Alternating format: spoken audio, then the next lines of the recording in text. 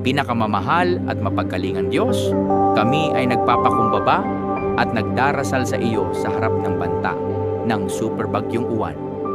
Hinihiling namin ang iyong banal na proteksyon at habag para sa lahat ng Pilipinong direktang maaapektuhan ng paparating na kalamidad.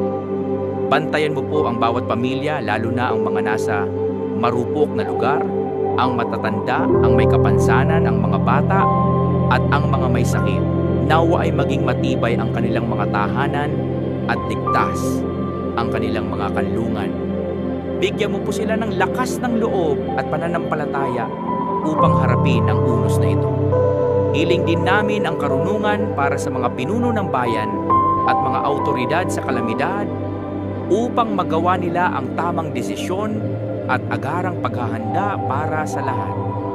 Gabayan mo po ang mga frontliner at rescue worker na magiging liwanag at tulong sa mga nangangailangan. Pagkatapos ng bagyo, naway mangingibabaw ang diwa ng pagkakaisa at pagkalinga.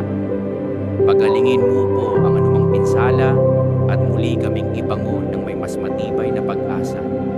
Ang lahat ng ito ay aming idinadalangin sa iyong Panginoon.